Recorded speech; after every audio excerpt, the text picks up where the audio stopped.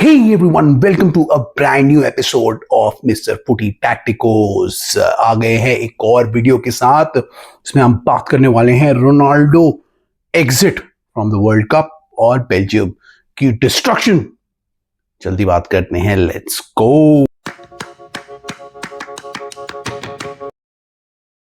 तो गाइस, कैसे हो आप लोग? एक और लीग फेस का ग्रुप हो गए हैं, 2 मैचेस हो गए हैं और दोनों मैचेस में बहुत बड़े रिजल्ट आए हैं। सबकी बात करते हैं। सबसे पहले बात करते हैं पोर्चुगल वर्सेस स्पेन की। रोनाल्डो का लास्ट मैच हो गया ये। पोर्चुगल शुरुआत से ही इस टूर्नामेंट में बहुत घटिया खेल रही थी और पोर्चुगल से कोई उम्मीद नहीं थी। इस मैच में उन्होंने दिखा दिया कि कोई उम्मीद मत रखना, क्योंकि वो इस मैच को जीतने आए ही नहीं थे। वो पता नहीं क्या करने आए थे, पर वो फुटबॉल नहीं खेलने आए थे। I am very disappointed in Portugal because Portugal से बहुत उम्मीद थी मुझे कि उतने अच्छे उनके मिडफील्डर है, सब कुछ है उनके पास, अच्छा अटैकिंग टैलेंट है, कुछ करेंगे, वो सीरियस कुछ करेंगे, सेमीफाइनल तक पहुंचेंगे एटलीस्ट। कुछ नहीं किया उन्होंने। यहां तक भी पहुंच गए, बहुत बड़ी गनीमत है, क्योंकि वो बहुत ही घटिया खेल रहे थे। स्पेन भी कोई बहुत अच्छा नहीं खेली है, लेकिन स्पेन ने एटलीस्ट कुछ तो किया है, कुछ तो अटैक्स किए हैं, कुछ तो एटलीस्ट ट्राई किया है और उसी का नतीजा भी उनको मिला है। बट पोर्चुगल ने कुछ नहीं किया। 2-3 हाफ हार्टेड अटेम्प्ट्स थे और उसके अलावा कुछ भी नहीं किया। सिर्फ बैक पास, साइड पास, बैक पास, साइड पास, और कुछ भी नहीं कर रहे थे वो। इतनी डिसअपॉइंटिंग और इतनी बेकार परफॉर्मेंस थी। अगर ये कोई और टूर्नामेंट का मैच होता ना, तो आप देखते भी नहीं इसको। It was such a disappointing performance from Portugal कि क्रिस्टियानो रोनाल्डो को वर्ल्ड कप जिताना है, वर्ल्ड कप जिताना है। वर्ल्ड कप आप तब जिताओगे जब आप एक कोहेसिव यूनिट के साथ खेलोगे, किसी प्लान के साथ आओगे, मिडफील्ड डोमिनेट करोगे, बॉल को आगे चांसेस बनाओगे क्रिस्टियानो रोनाल्डो के लिए या और अटैकर्स के लिए, और गोल करोगे और जेन्युइन थ्रेट लगोगे। जब आप कुछ करोगे ही नहीं, कोई प्लान के साथ ही नहीं आओगे, तो फिर क्या जिताओगे आप क्रिस्टियानो रोनाल्डो को वर्ल्ड कप? कुछ नहीं कर पाओगे आप। और ये गोल्डन जनरेशन पोर्चुगल की बिल्कुल बेकार हो गई, कुछ नहीं किया। जितने भी टैलेंटेड प्लेयर्स है, किसी का कोई टैलेंट नहीं दिखा। मिडफील्ड कुछ डोमिनेट नहीं किया, अटैक में कुछ नहीं किया, सिर्फ डिफेंस ही करते रहे। उसमें भी 1-2 डिफेंडर अच्छा कर रहे थे, बाकी कुछ नहीं किया। और डियोगो कोस्टा ने बाय द वे इनको बचा लिया, वरना स्पेन के और गोल भी हो सकते थे, क्योंकि स्पेन ने भी बहुत चांसेस क्रिएट की थी। वो तो अच्छा हुआ कि डियोगो कोस्टा ने बचा ली, वरना बहुत गंदी बेइज्जती हो जाती। लास्ट में 1-0 से जीते, वो भी लास्ट एंड में जो चांस मिली थी उसको फाइनली स्पेन ने स्कोर कर दिया। और ऑन द वे मैच के जो भी हुआ है उसमें स्पेन कंप्लीटली डिजर्व करती है टू विन दिस मैच। तो स्पेन के लिए एक अच्छी विक्ट्री, जबकि लमीन यमाल अभी पूरी तरीके से फॉर्म में नहीं आए हैं, निको विलियम्स है नहीं, लेकिन फिर भी overall they had a system, they were playing in that system. अच्छा खेल रहे थे, एटलीस्ट पास कर रहे थे, गोल करने की स्कोर कर रहे थे। और अगर डियोगो कोस्टा नहीं होते तो पोर्चुगल को एटलीस्ट 2 या 3 गोल से हरा देते, ज्यादा भी हो सकते थे। तो overall a disappointing performance by Portugal. मतलब बहुत ही खराब लग रहा है क्रिस्टियानो रोनाल्डो के लिए, और बहुत ही गुस्सा भी आ रहा है मुझे बाकी प्लेयर्स पे।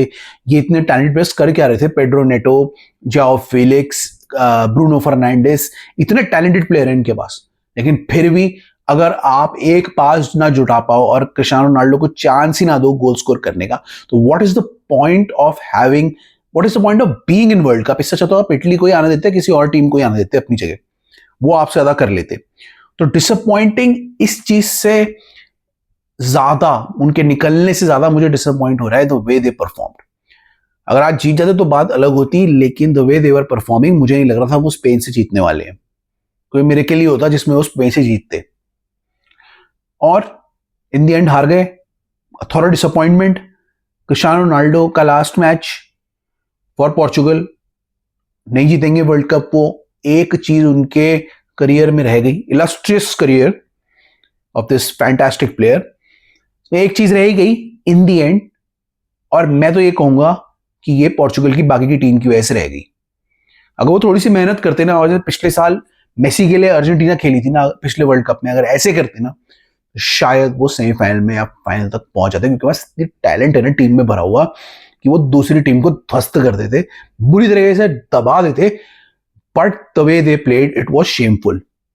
कोई टैक्टिक्स नहीं, कुछ नहीं, कोई बॉल नहीं खेलने आए हो, डिफेंस कर रहे हो, आगे पास नहीं कर रहे हो, इतने क्रिएटिव प्लेयर है फिर भी कुछ नहीं कर रहे हैं, सब डिफेंस कर रहे हैं, पेड्रो नेटो डिफेंस कर रहे हैं, याओ फिलिक्स डिफेंस कर रहे हैं, क्या कर रहे हो तुम?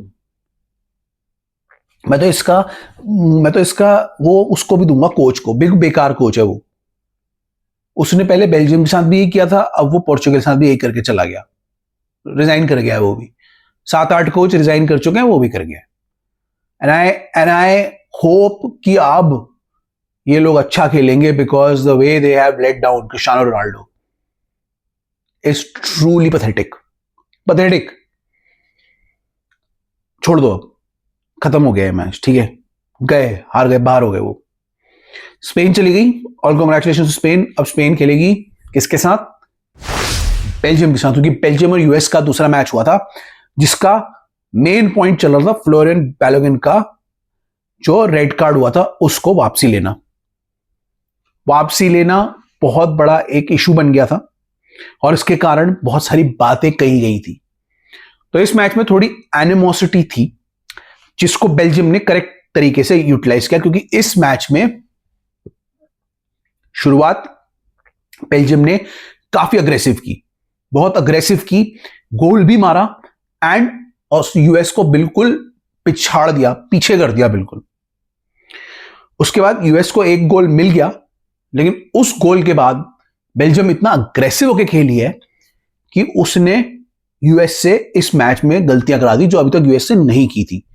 पहले तो उनके गोलकीपर से गलती हो गई, जिसकी वजह से वो इतना घटिया गोल उन्होंने दे दिया। उसके बाद उनका पूरा कॉन्फिडेंस चला गया और उनकी टीम ने डोमिनेट ही करना छोड़ दिया मैच में। ऑल्दो पोजीशन में उनके स्टैट ज्यादा दिख रहे होंगे, लेकिन ओवरऑल जो डोमिनेट किया है वो बेल्जियम ने किया, और बेल्जियम के प्लेयर्स ने देख लिया कि ये लोग उस गलती की वजह से अब डाउन हो गए हैं, तो अब इनको दबा दो। तो बेल्जियम ने फायदा उठाया इसका, उनके प्लेयर्स ने अग्रेसिवली खेला, उसको मैच को अपनी मुट्ठी में लिया, कंट्रोल किया, और उसके बाद लास्ट में जो पाए था उसके ऊपर लुकाकू ने चेरी रख दी, एक शानदार गोल किया, फिर गलती हुई यूएस के प्लेयर से, और फिर शानदार गोल करके सारी कमबैक खत्म कर दी। 4-1 स्कोर एंड हुआ और बेल्जियम की डोमिनेशन रही मैच में। गोल के आगे Belgium were perfect, of the ball Belgium were very good, जिससे बहुत सारी मिस्टेक्स करा दी उन्होंने इससे यूएस से, और जब जब उनसे मिस्टेक हुई तो उसका पूरा फायदा उठाया और गोल करके इस मैच में पूरी तरीके से खत्म कर दिया यूएस को। तो जितनी एक्साइटमेंट के साथ आई थी यूएस, जितना अच्छा खेल रहे थे, वो सब चली गई एक मैच में। बेल्जियम ने दिखा दिया भाई उनके प्लेयर सुपीरियर हैं, उनकी टीम सुपीरियर है, and they have thoroughly deserve the match, deserve करते हैं वो मैच एक। तो बेल्जियम भी चली गई, अब स्पेन वर्सेस बेल्जियम होगा, बड़ा ही एक्साइटिंग मैच होगा, देखेंगे उस मैच में क्या होगा। बट इंटरेस्टिंग मैच हुए, जहां पे एक तरफ रिवेंज हुई और एक तरफ एक लेजेंड का ये लास्ट मैच निकल गया। तो आप बताना, आपको किस मैच में ज्यादा दुख हुआ? क्या आपको दुख हुआ कि यूएस बाहर हो गई, या आपको दुख हुआ कि क्रिस्टियानो रोनाल्डो ही बाहर हो गए? Do let me know in the comments below. I see you in the next one. तब तक के लिए हमारे सारे चैनल्स को देखना मत भूलना, सारे चैनल्स के लिंक्स हमने मेंशन कर दिए हैं, और लाइक शेयर सब्सक्राइब कर देना और हमारे सोशल मीडिया में फॉलो करना, ठीक है? इसी के साथ मैं निकल रहा हूं। I see you in the next one. Till then it's bye from my side.